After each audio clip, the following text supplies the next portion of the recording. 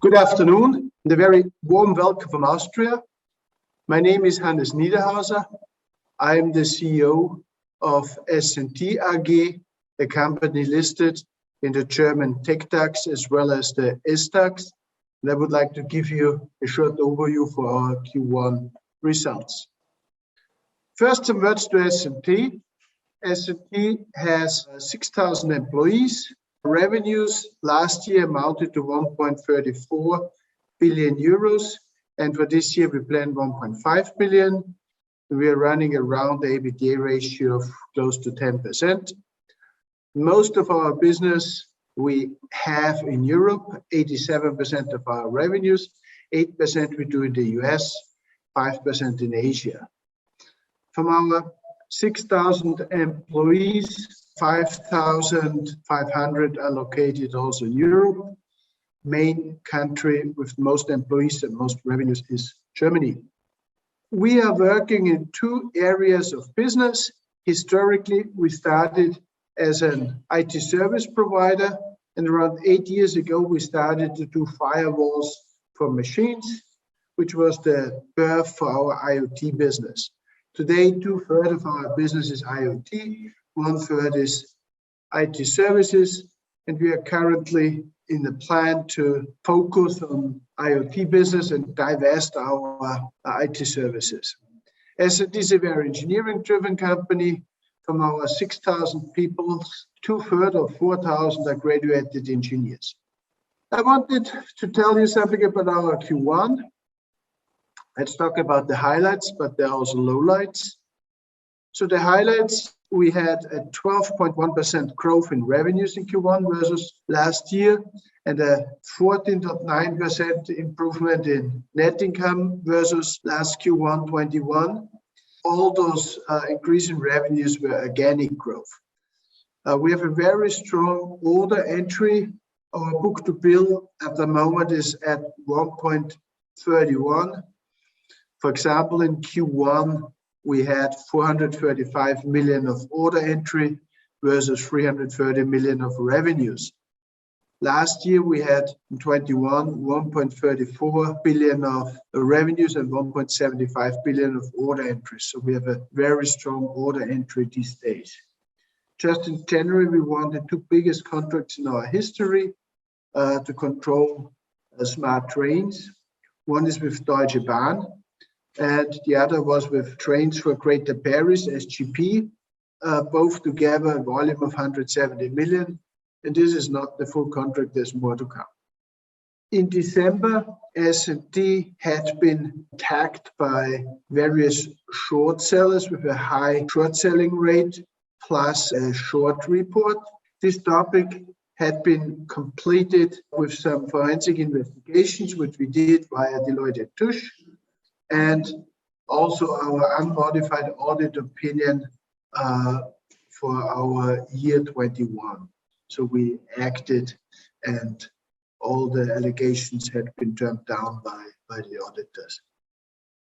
As another result of that attack, starting May 2nd, a new chief compliance officer joined S&T. For 21, we will pay a record dividend of 35 cents, which is 2.4% dividend yield. Quite high number for a technology fast growth company. And the divestment of the IT services, what I mentioned before, is on target. We still plan to sign it early Q3. What are the bad things in Q1? We are still impacted by the chip shortage.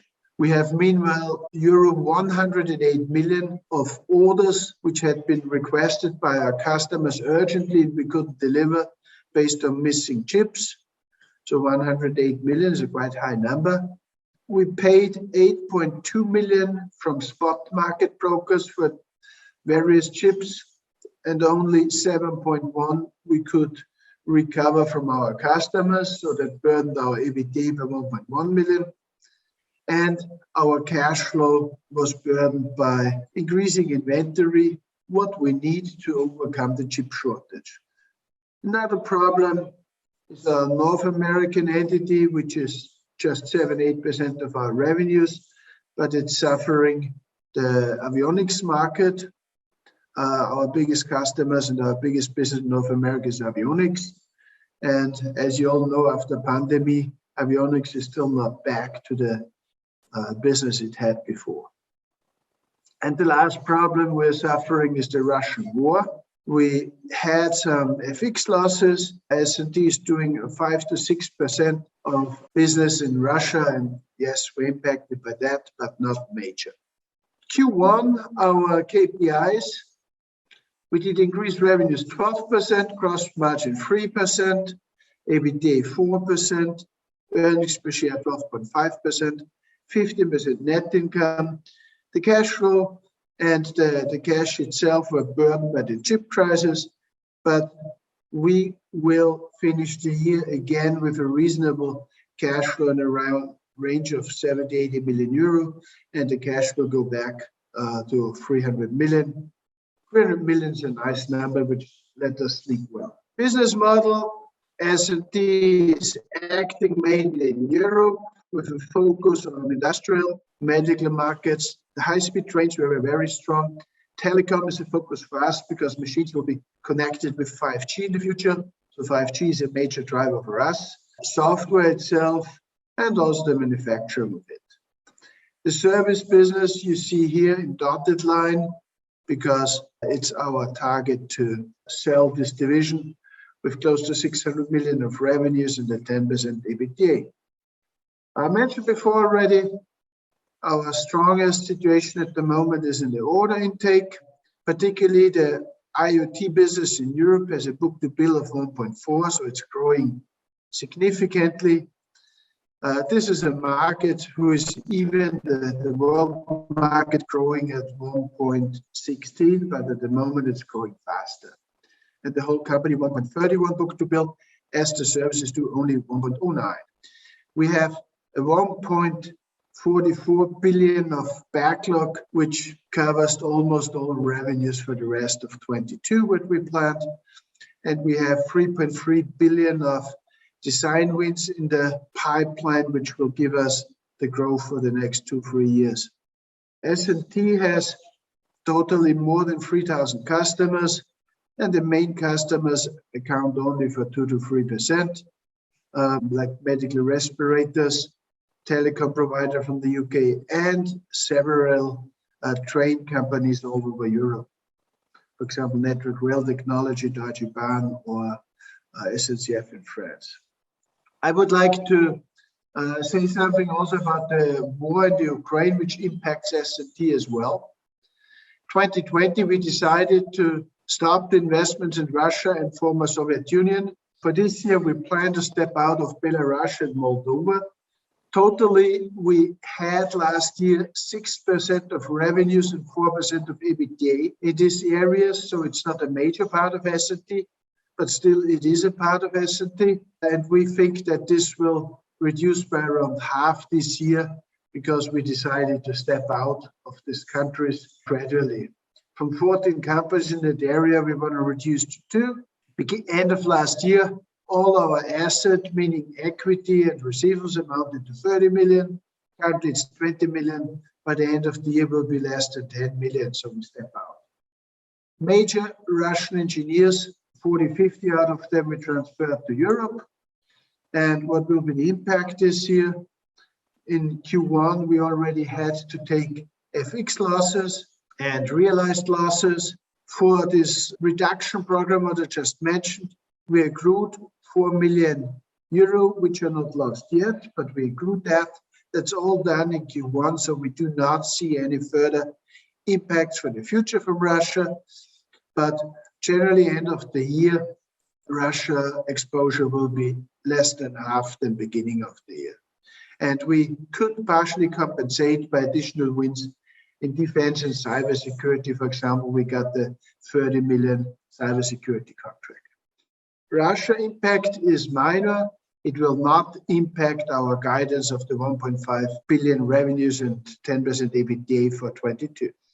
Our targets, as I mentioned, guidance unchanged, 1.5 billion at 10% EBITDA. Then we have Agenda 25, we would like to have 2 billion of revenues and 260 million of EBITDA.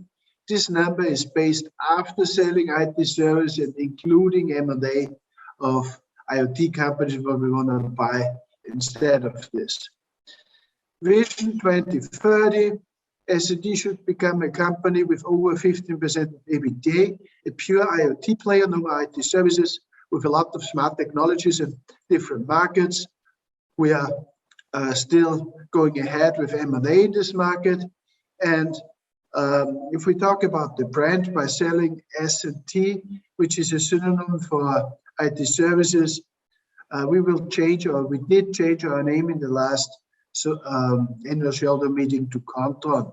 So S&T will disappear from our name card. Thank you for listening to us, and I wish you a nice day.